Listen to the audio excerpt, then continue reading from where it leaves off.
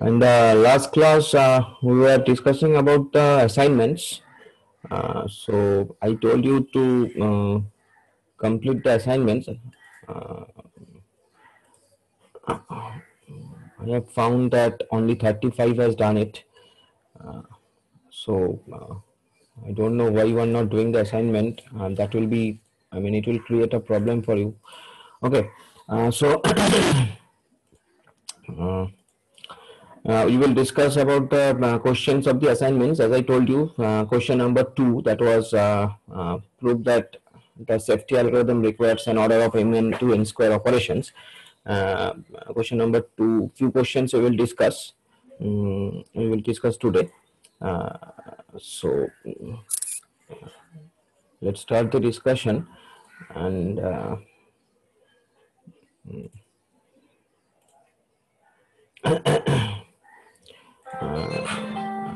so can anybody tell me that, how many of you have,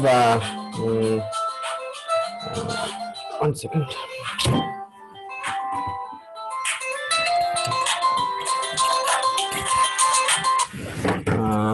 How many of you have tried to solve that question? I have given you some clues in the last class that how it is coming m into n square.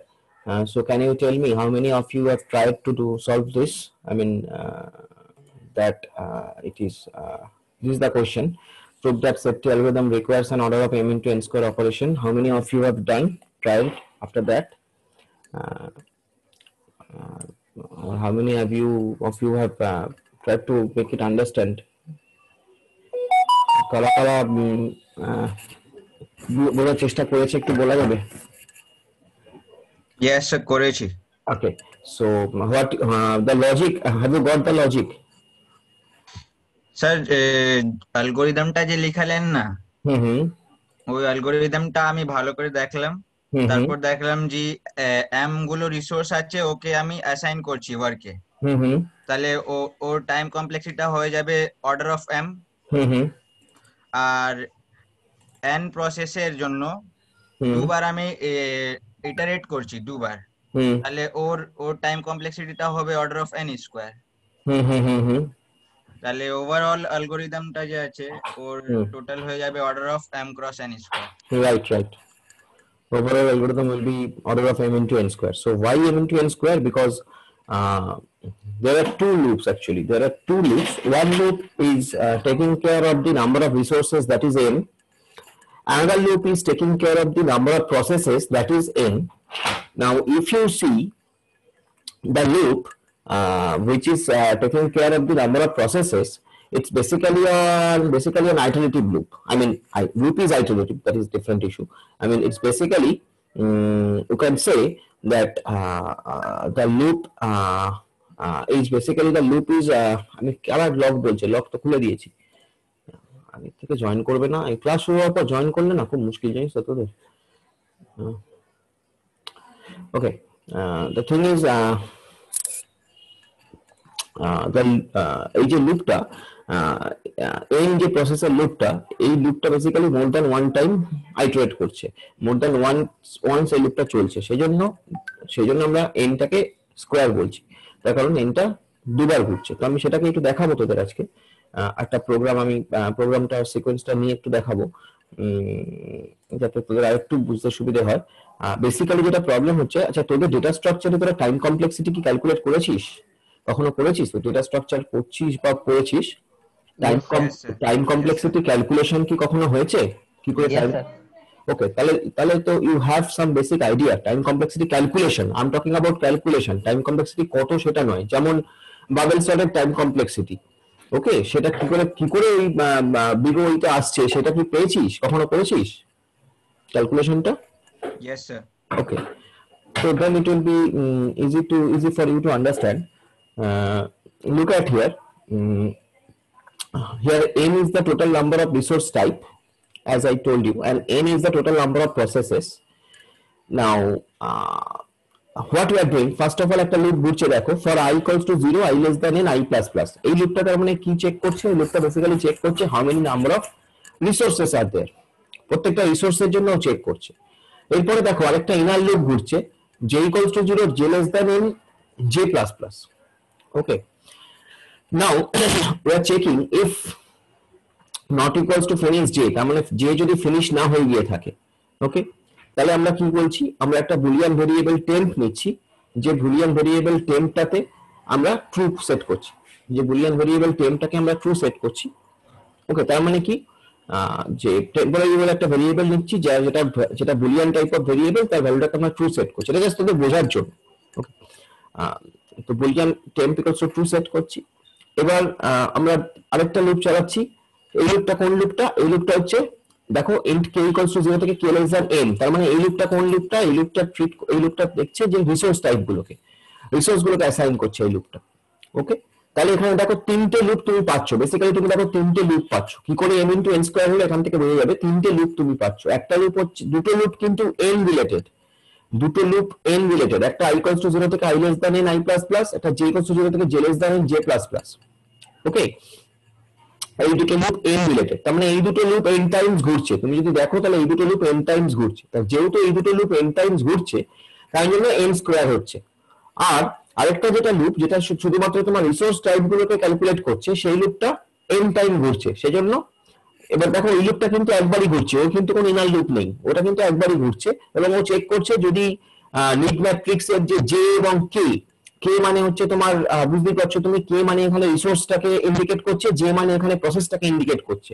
তার মানে ধরা যাক যে আমি যদি বলি process 1 resource 2, তাহলে need ব্র্যাকেটে 1 2, okay, process 1 resource 2, two dimensional matrix, এটা you know I think, two dimensional matrix. তো সেই টু ডাইমেনশনাল ম্যাট্রিক্স দিয়ে আমরা চেক করে দেখছি যে সেটা গ্রেটার দ্যান ওয়ার্ক কে কিনা। ওয়ার্ক মানে সেই মনে আছে কালকে বলেছিলাম যে অ্যাভেলেবল যে ভেক্টরটা, সেই অ্যাভেলেবল ভেক্টরটাকে আমরা ওয়ার্ক ভেরিয়েবলের মধ্যে অ্যাসাইন করছিলাম।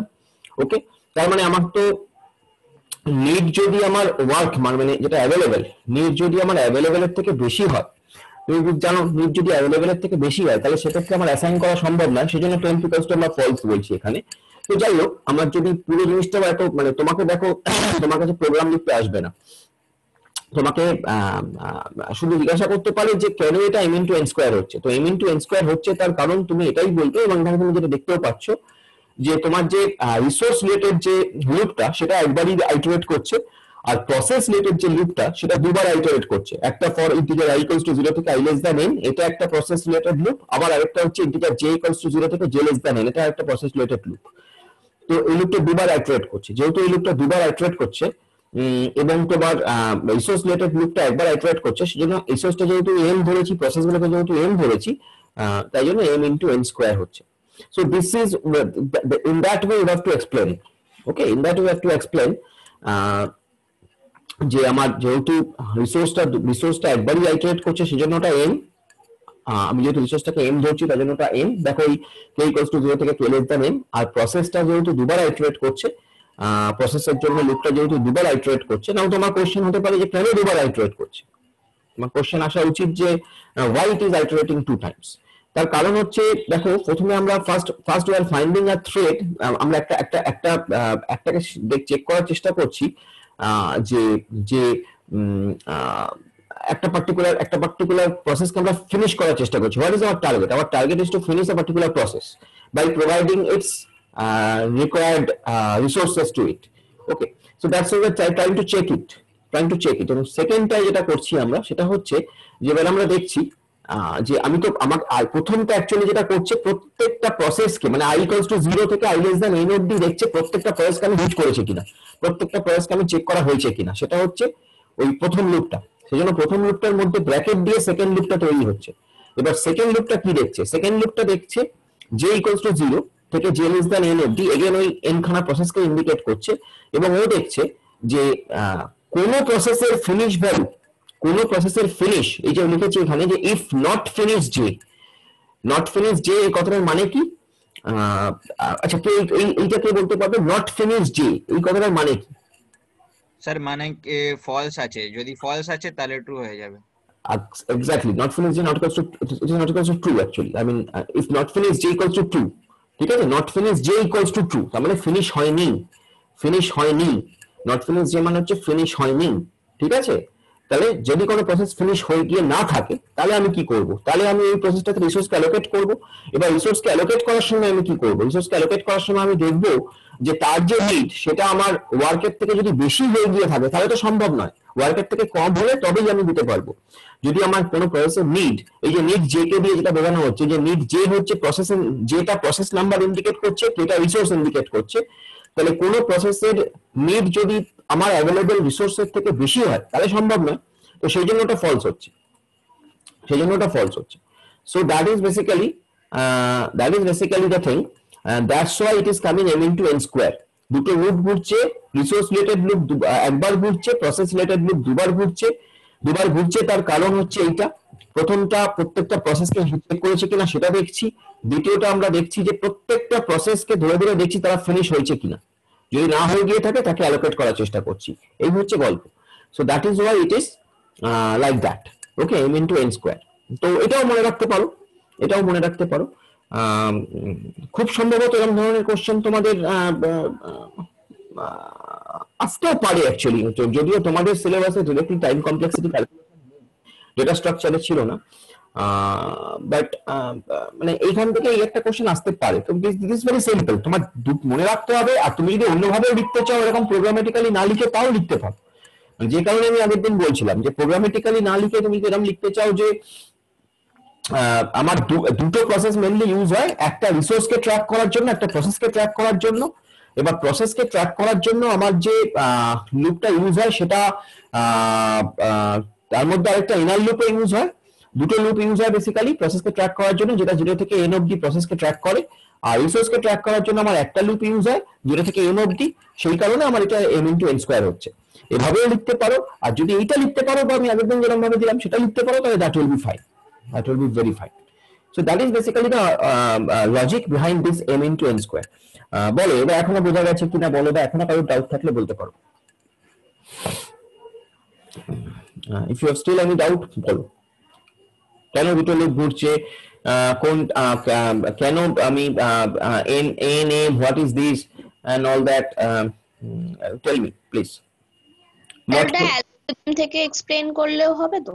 কোনটা? অ্যালগরিদম থেকে হবে হবে হবে হবে হবে। মোদ্দা কথা হচ্ছে তোমাকে এইটা বলতে হবে যে what is n, what is n, why n square is coming, why n square and why তোমার n টা একবার, তোমাকে এটাই বলতে হবে যে n টা একবার আইটারেট করছে আর n টা দুবার আইটারেট করছে, সেই কারণে m into n square। এই হচ্ছে গল্প, ঠিক আছে? তো এটা করনি, করা উচিত ছিল, সেটাকে লেখাও আছে দেখো, অ্যাজ উই ক্যান, এটা কিন্তু তোমাদের বইতেই করা আছে, তোমাদের বইয়ের এক্সারসাইজেই আছে করা। যাই হোক, as can be seen the nested outer loops both which loop through n times provide n square performance. Within these outer loops are two sequential inner loops which loop n times. So the thing is এটা big O notation আমরা বলি, big O m into n square. This algorithm is therefore big O m into n square. এই ওইটা লেখার পরে তুমি যদি এটা লিখে দিতে পারো লিখে দেবে, বা তুমি নিজের ভাষায় লিখতে। তো এটা তোমার বই এক্সারসাইজেরই অ্যাসাইনমেন্ট, বই এক্সারসাইজে করাই আছে জিনিসটা, তোমার গ্যালভিন বইয়ের এক্সারসাইজে করাই আছে। যাই হোক, so this is the thing. Okay, next আমরা আরো কিছু প্রবলেম নিয়ে আলোচনা করব বলেছিলাম, দেখে নিই আমরা।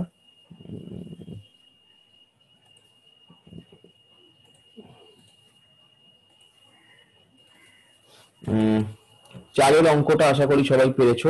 আচ্ছা, তিনেরটা তো আমি কাকে আমি যেন করে পাঠিয়ে দিয়েছিলাম বোধহয়, তিনেরটা তো পেরেছো সবাই আশা করি। Consider a system consisting of 4 resources of the same type that are shared by 3 processes, each of which need at most 2 resources so that the system is deadlock free. The system is deadlock free. তুমি এটা কি দিয়ে করবে? Graph দিয়ে করবে। একটু draw the graph করাও আছে তোমাদের গ্রুপে, আমি পাঠিয়েছিলাম করে করার সময়, কেউ একজন আমাকে জিজ্ঞাসা করেছিল, গ্রুপেও পাঠিয়েছিলাম করে। So that is basically the question number 3। Question number 4, question number 4 is purely mathematics.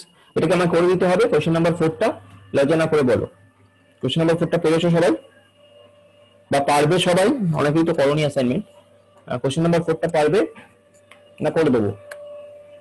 Sir question number 4 এর 3 আর 4 এর পার্টটা একটু বলে দিলে ভালো হয়। আচ্ছা, বলে দিচ্ছি। বলেছে ইজ দ্য সিস্টেম কারেন্টলি ডেডলকড। সিস্টেমে কি তুমি ডেডলক পেয়েছো, মানে এরকম কি কখনো হয়েছে যে তুমি কোনো প্রসেসকে তার রিসোর্স অ্যাসাইন করতে পারছো না? না যদি তাহলে তাহলে সিস্টেম ডেডলক নয়। তাহলে সেটাই তুমি লিখবে যে যেহেতু since all the processes can be all the all the processes can be satisfied with their required resources, so it is the system is not in deadlock. Okay, এটা লিখবে যে since no process is halted because of the requirement of resources, so it is not in deadlock, এটা লিখবে। আর তা যদি ডেডলকে না থাকে তাহলে তো পরের কোশ্চেনটার কোনো কারণই আসছে না যে which process if any or may become deadlock. But মানে তুমি সলভ করে যদি দেখো যে কোনো একটা ক্রিটিক্যাল, মানে কোনো একটা প্রসেস খুব ক্রিটিক্যাল আছে যে একটা রিসোর্সের জন্য সে ডেডলক হচ্ছে না, তাহলে সেক্ষেত্রে তুমি এই লজিকটা বলতে পারো যে এই পার্টিকুলার প্রসেসটা এখানে দেখা যাচ্ছে যে একটা মাত্র রিসোর্সের জন্য সে ডেডলক হচ্ছে না, তার রিকোয়ারমেন্ট যদি একের বেশি হতো তাহলে সে ডেডলকে হতে পারতো, তাহলে একটা প্রসেস এরকম ভাবে লিখতে পারো। সেটা তোমাকে অ্যানালাইসিস করে দেখতে হবে। তোমাকে অঙ্কটা কি করেছো? অঙ্কটা করে দেখতে হবে। হয়েছে? অঙ্কটা করেছো? হয়নি? কেন হয়নি সেই প্রশ্ন এখন আমি যাব না, করে লাভ নেই, হওয়া উচিত ছিল। স্যার করেছে স্যার। করেছো? Yes, sir, আমি করেছি। ওকে, তাহলে ডেডলক হয়নি তো? না স্যার, ডেডলক হয়নি। তাহলে তো মানে ঠিকই আছে। তাহলে লিখবে যে system is not in deadlock.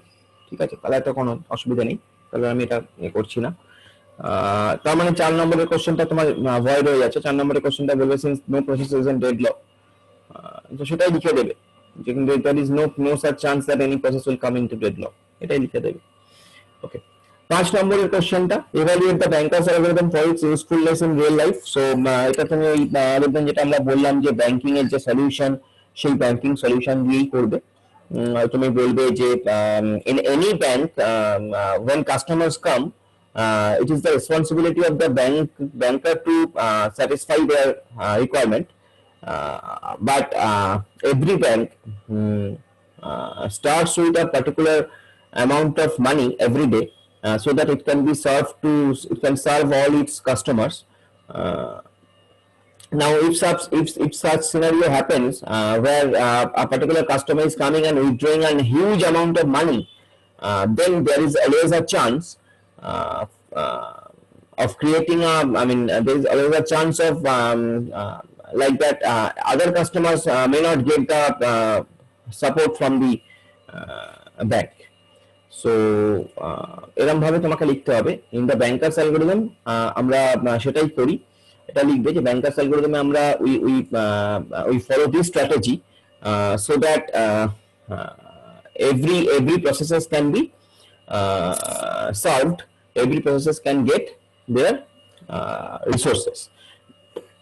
তো এটাই ব্যাংকার্স মানে ব্যাংক মোদ্দা কথা হচ্ছে এখানে যেমন প্রসেস এবং রিসোর্স, প্রসেসটাকে যদি আমার ব্যাংকিং এর ক্ষেত্রে কাস্টমার ধরি, রিসোর্সকে যদি আমি টাকা ধরি, ব্যাংকের ক্ষেত্রে কি হচ্ছে কাস্টমার আসছে টাকা তুলছে, প্রত্যেকটা কাস্টমারই টাকা, এরকম হয় না ব্যাংক জেনারেলি এরকম বলে না যে আজকে টাকা নেই আসবেন না। মানে ধরো তুমি 10,000 15,000 20,000 50,000 1 লাখ টাকা অব্দি তুলতে গেছো, 2 লাখ টাকা অব্দি তুলতে গেছো, ব্যাংক বলে যে হ্যাঁ ঠিক আছে। কিন্তু তুমি যদি কেউ যদি 1 কোটি টাকা তুলতে যায় তো সেক্ষেত্রে ব্যাংক তাকে বলতেই পারে যে আজকে হবে না, আপনি 2 দিন পরে আসুন বা 1 দিন পরে আসুন বা অমুক ডেটে আসুন। তো এখানেও তাই, মানে তোমার এই সিস্টেমের ক্ষেত্রেও তাই, প্রত্যেকটা পলিসি তাদের নিডেড রিকোয়ারমেন্ট আছে এবং সেই রিকোয়ারমেন্ট গুলো তারা পাচ্ছে। এই রিকোয়ারমেন্ট গুলো তারা কেন পাচ্ছে, তার কারণ সিস্টেম তাকে খুব হিসেব করে রিকোয়ারমেন্ট গুলো অ্যালোকেট করছে, তার যে রিসোর্সেস গুলো অ্যালোকেট করছে। তাহলে এই কারণেই আমরা মানে এটাকে আমরা ব্যাংকিং সিস্টেমের সঙ্গে তুলনা করি এবং এই কারণেই এর নাম ব্যাংকার্স অ্যালগরিদম। এই লজিক থেকেই এর নাম ব্যাংকার্স অ্যালগরিদম। ব্যাংকে যেমন ব্যাংকাররা খুব বুঝে শুনে তার কাস্টমারদের কতটা অ্যামাউন্ট অফ টাকা দেওয়া যাবে সেটা যেমন ঠিক করে, এখানেও তাই বুঝে শুনে। মানে আমি এটা বলছি না যে লোন নিয়ে পালিয়ে যাবে, আমি দেবো না, টাকা দেবো না, সেরকম কথা আমি বলছি না। আমি বলছি যে ডেইলি অপারেশনের জন্য, মানে দেখো প্রত্যেকটা ব্যাংকই যখন কাজ শুরু করে দিনের প্রথমে, তার তো একটা নির্দিষ্ট ফান্ড নিয়ে এসে শুরু করে যে আজকে আমি 5 কোটি টাকা তুললাম, 5 কোটি টাকা আমি রেখেছি আমার ফান্ড, এই 5 কোটি টাকা থেকে আমার 500 জন কাস্টমারকে আমি টাকা দেবো। তার মধ্যে কেউ 5 লাখ টাকা তুলতে পারে, কেউ 5,000 টাকাও তুলতে পারে। ওকে, কারোর রিকোয়ারমেন্ট 5 লাখ হতে পারে, কারোর রিকোয়ারমেন্ট 5,000 হতে পারে। এবার ওই 5 কোটি টাকার মধ্যে যদি কেউ এসে বলে আমার একাই 2 কোটি টাকা দরকার, আমি তুলবো আজকে আমার অ্যাকাউন্ট থেকে, তাহলে সেক্ষেত্রে ব্যাংক তখন তাকে হেল্ড আপ করা, জেনারেলি ব্যাংক তখন তাকে হেল্ড আপ করা, তাকে হয়তো বলে যে তুমি আরেক ডেটে এসো বা ওই ডেটে এসো। কারণ সেদিন ব্যাংক, কারণ এই 2 কোটি টাকা প্রতিদিন সবাই তুলবে না, 2 কোটি টাকাটা অ্যাভারেজ, মানে কোন প্রত্যেকটা কাস্টমারের অ্যাভারেজ নয়, উইথড্রয়িং নয়। প্রত্যেকটা কাস্টমারের অ্যাভারেজ উইথড্রয়িং হয়তো দেখা যাবে 10,000 টাকা বা 20,000 টাকা। তো ব্যাংক সেই অ্যাভারেজ উইথড্রয়িং এর বেসিসে, অ্যাভারেজ অ্যামাউন্টের বেসিসে তার একটা ফান্ড নিয়ে বসে প্রতিদিন। তো এই কনসেপ্ট থেকেই কিন্তু এই তোমার ব্যাংকার্স অ্যালগরিদম এসছে। ব্যাংকার্স অ্যালগরিদমের ক্ষেত্রেও কিন্তু তুমি যদি ভেবে দেখো, আমরা এইভাবেই খুব বুঝে শুনে রিসোর্স গুলোকে অ্যালোকেট করছি। আমরা কিন্তু চেক করছি যে কোনো রিসোর্সকে যদি আমি অ্যালোকেট করে দিই তাহলে সে ডেভেলপ হবে কিনা। সেফটি অ্যালগরিদম কিন্তু তাই বলছে। সেফটি অ্যালগরিদম তুমি যদি একটু ভেবে দেখো, সেফটি অ্যালগরিদম কি বলেছিল? সেফটি অ্যালগরিদম বলেছিল আগে তুমি ক্যালকুলেট করে দেখবে যে আমি যদি এই প্রসেসটাকে, এই রিসোর্সটা দিয়ে দিই তাহলে আমার সিস্টেমটা ডেভেলপে চলে যাচ্ছে কিনা। ঠিক আছে, সেফটি অ্যালগরিদম কিন্তু তাই বলেছিল। ওকে, সেই জন্যই কিন্তু ব্যাংকার্স অ্যালগরিদম তুমি যদি খেয়াল করে দেখো, তোমার যদি মনে থাকে, ব্যাংকার্স অ্যালগরিদম কি? ব্যাংকার্স অ্যালগরিদম কিন্তু deadlock avoidance algorithm. Bankers algorithm যে আমরা ডেডলককে অ্যাভয়েড করি, ঠিক আছে, অ্যাভয়েড করার চেষ্টা করি। তো ডেডলককে অ্যাভয়েড আমরা করি কি করে? ওই সেফটি অ্যালগরিদম দিয়ে। সেফটি অ্যালগরিদমের আমাদের কাজই হচ্ছে এইটা, যে আমরা before allocation of particular resource to a particular process, we calculate that if we allocate it, then whether there will be any chance of deadlock or not. ঠিক আছে, that is safety algorithm. তো bankers অ্যালগরিদমের ক্ষেত্রে, মানে ব্যাংকের ক্ষেত্রে কিন্তু ব্যাংকরাও কিন্তু তাই করে। অতুল বলো, what is your question? Atul, you have raised your hand. Do you have any question, Atul? Hello, বলো। ওকে, সো বেসিক্যালি ব্যাংকিং এর ক্ষেত্রে কিন্তু ব্যাংকাররাও তাই করে। ব্যাংকাররা একটা পার্টিকুলার অ্যামাউন্ট নিয়ে প্রতিদিনের শেষে কাজ শুরু করে, সেই অ্যামাউন্টটা তারা স্থির করে তার অ্যাভারেজ ট্রানজাকশনের উপর, প্রতিদিনের অ্যাভারেজ ট্রানজাকশনের উপর। বা কোনোদিন যদি কোনো এক্সেপশনাল ট্রানজাকশন হয় সেক্ষেত্রে সেইটাকে কিন্তু তখন হল্ট করাতে হয় বা পরে করাতে হয়। তো এইভাবে কাজটা হয়। সেই কারণে এটা ব্যাংকার্স অ্যালগরিদমের সঙ্গে তুলনীয়, সেই কারণে নামটাও ব্যাংকার্স অ্যালগরিদম। সেটাই এখানে বলেছে যে evaluate the bankers algorithm for its usefulness in real life. তুমি এটাই বলতে পারো যে ইউজফুলনেস ইন রিয়েল লাইফ আমরা ব্যাংকিং সেক্টরে এটা দেখতে পাই। ব্যাংকিং বলো, পোস্ট অফিস বলো, এনি ফাইন্যান্সিয়াল ট্রানজাকশন সেক্টরে আমরা এই ধরনের জিনিস দেখতে পাই। তো এইভাবে বলতে পারো। ওকে, আচ্ছা, so hope you have got it. So next, question number 6. Question number 6, in my opinion, is very important question. এটা দুইবার এসছে এরকম ধরনের question, that is n processes share m resource that can be reserved and released only one at a time. Okay, প্রত্যেকটা process M রিসোর্সকে তারা নেয়, share করে এম রিসোর্সকে, এবং this resource can be reserved and released only one at a time. Okay, the maximum need of each process, the maximum need of each process does not exceed m. The maximum need of each process does not exceed m.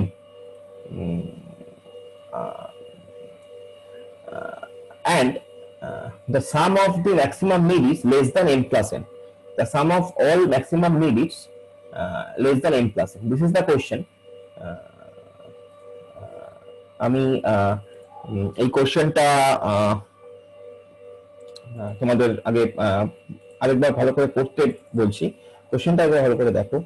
n process share করছে m resource that can be reserved and released only one at a time. ঠিক আছে, তাহলে এখানে n খানা process আছে, m খানা resource আছে।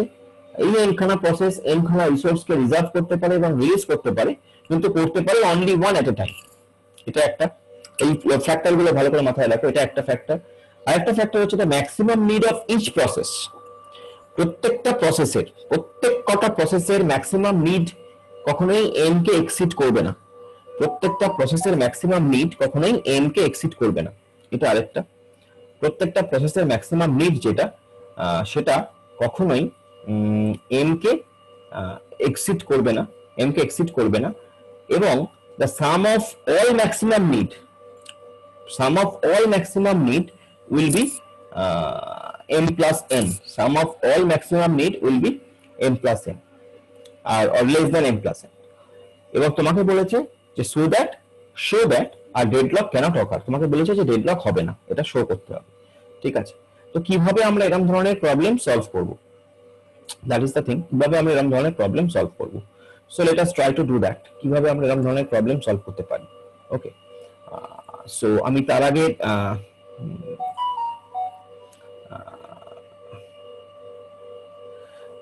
কিছু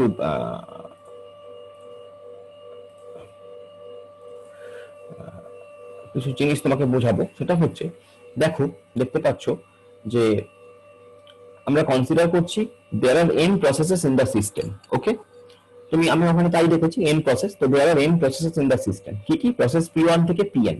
ওকে, প্রসেস p1 থেকে pn, there are n processes in the system. Okay, where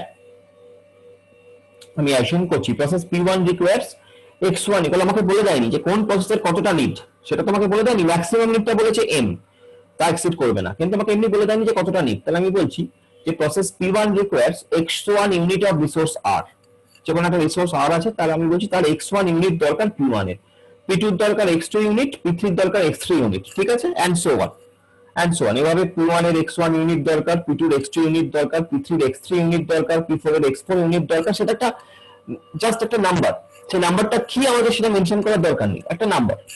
ঠিক আছে, ধরা যাক p1 এর 5টা দরকার, তাহলে x1 = 5, p2 6টা দরকার, তাহলে x2 = 6, p3 দুটো দরকার, x3 = 2, like that. Okay, now the thing is, আমরা যেটাকে বলছি ওস্ট কেস মানে deadlock, worst case. So the number of units that each process hold is equals to 1 less than its maximum demand. তোমার কখন সবথেকে বাজে ঘটনা ঘটবে, কখন সবথেকে বাজে ঘটনা ঘটবে, ওস্ট কেস কখন হবে, কখন ডেডলক হতে পারে?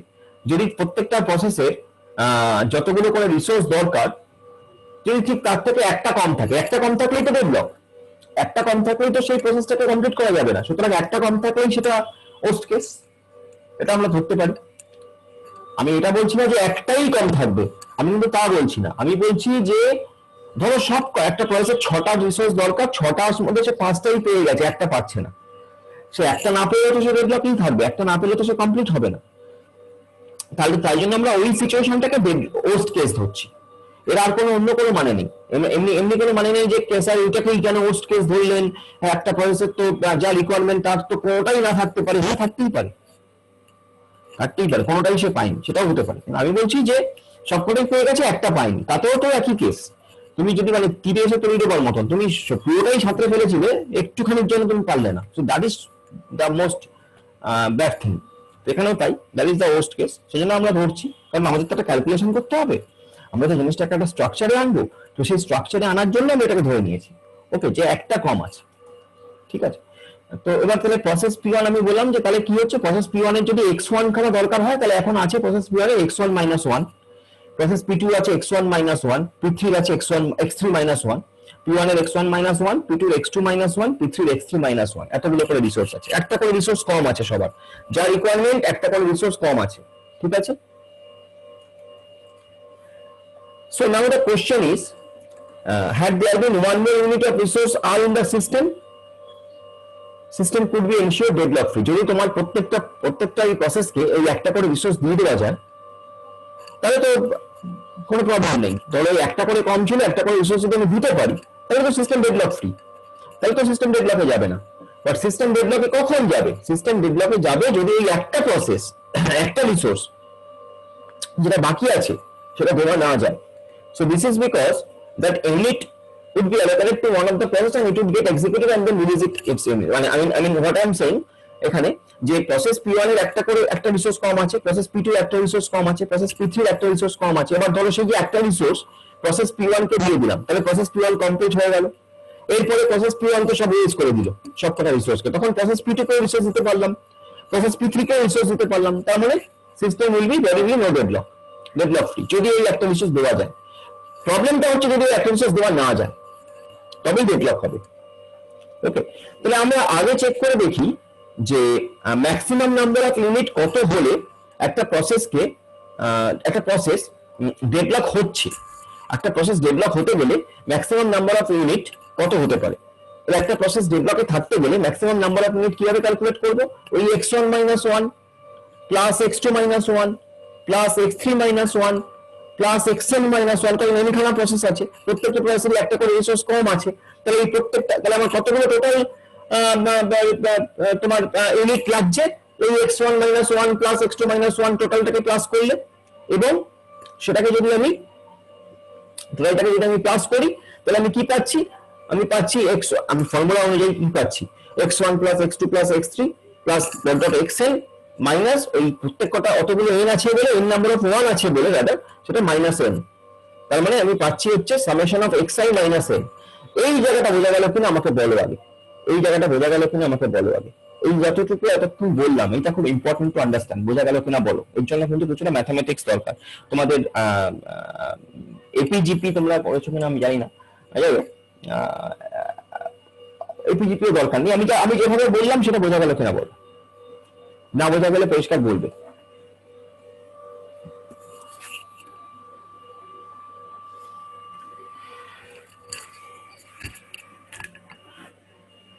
ঘুমিয়ে পড়ো না জানো, বলো আমাকে।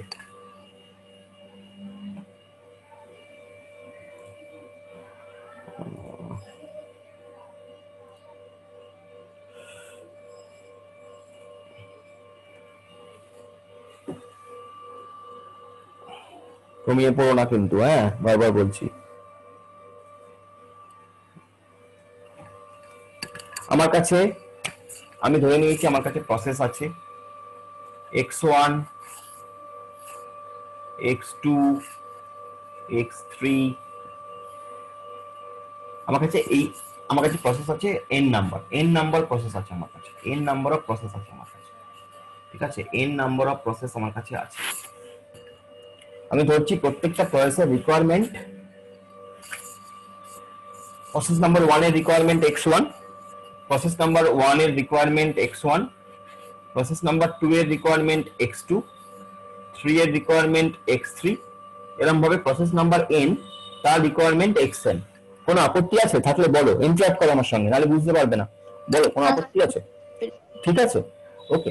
এবার ঘটনা হচ্ছে একটা সিস্টেম কখন ডেডলকে যাবে, একটা সিস্টেম কখন ডেডলকে যাবে, মানে সবচেয়ে কম একটা রিসোর্স কম হলেই সে ডেডলকে যাবে, রাইট? একটা রিসোর্স কম হলেই সে ডেডলকে যাবে। তাহলে আমি যদি সিস্টেমটা এরকম হয় যে প্রসেস 1 এর কাছে আছে হচ্ছে দরকার তার x1, তার কাছে আছে x1 - 1 খানা রিসোর্স, প্রসেস 2 এর দরকার হচ্ছে x2, তার কাছে আছে x2 - 1 খানা রিসোর্স, প্রসেস 3 এর দরকার হচ্ছে x3, আছে তার কাছে একখানা কম, এর আছে একখানা কম। তাহলে যদি এই সিচুয়েশন হয় আমার কাছে, এই যদি আমার টোটাল অ্যাভেলেবিলিটি হয় রিসোর্সের, তো তাহলে আমি বলতে পারি আমার সিস্টেমটা ডেডলকে আছে, তাহলে সেটাকে আমি ফর্মুলা কি করে ফেলবো, সেটাকে আমি ম্যাথমেটিক্যালি কি করে ক্যালকুলেট করবো? আমি ম্যাথমেটিক্যালি ক্যালকুলেট করছি। তাহলে এবার আমি বলছি যে maximum number of resource availability, যদি তুমি বলি আমি আরেকটু ভালো করে, maximum number of resource availability which ensures deadlock, maximum number of resource availability which ensures deadlock। কতগুলো রিসোর্স থাকলে আমি বলবো যে আমার সিস্টেম ডেডলকে হবেই, ঠিক আছে? তাহলে সেটাই তো হচ্ছে আমার এইটা, যে গেল ওইটারই দাঁড়া, তাহলে সেটা কোনটা? সেটা হচ্ছে এইটা, যে আমি বলতে পারি যে x1 - 1 plus x2 - 1 plus x3 - 1 plus এরকম ভাবে ডট ডট করে প্লাস xn - 1। এই এতগুলো রিসোর্স থাকলে তার আমি বলতে পারি আমার সিস্টেমটা ডেডলকে আছে, কারণ প্রত্যেকটার ক্ষেত্রে একটা করে রিসোর্স কম আছে। তো সেইটাকে এবার যদি আমি ম্যাথমেটিক্যালি লিখি, এই জিনিসটাকে আমি ম্যাথমেটিক্যালি যদি লিখি, এই যে জিনিসটাকে ম্যাথমেটিক্যালি লিখলে আমি কি পাচ্ছি, প্রত্যেকটা x1 x2 x3 এটা চলে আসছে x1 প্লাস x2, কারণ দেখ x1 plus x2 plus x3 plus xn এটা চলে আসছে, তাহলে x1 plus x2 plus x3 plus dot dot plus xn এটা চলে এলো। ঠিক আছে, আর পরে কে রইলো, প্রত্যেকটা 1, এই 1 গুলো তোমার ক্যালকুলেশনে আসবে। কটা 1 আছে এখানে, যদি n খানা 1 আছে, ভেরি গুড, তাহলে মাইনাস n, তাহলে এইটা হয়ে গেল আমার ফর্মুলা। তাহলে এইটাকে আমি এরকম ভাবে লিখতেই পারি, সামেশন xi, i মানে i equals to 0 থেকে n, 1 থেকে n, okay, i equals to 1 থেকে n, তাহলে summation of xi minus n। তাহলে this will indicate that the sum of maximum need of all n processes, মানে এটার মানে কি, sum of maximum need of all n processes minus n, এটার মানে তো তাই, sum of maximum need of all n process, এর মধ্যে তো n খানা প্রসেস আছে, তাদের ম্যাক্সিমাম নিড তো ওইটাই।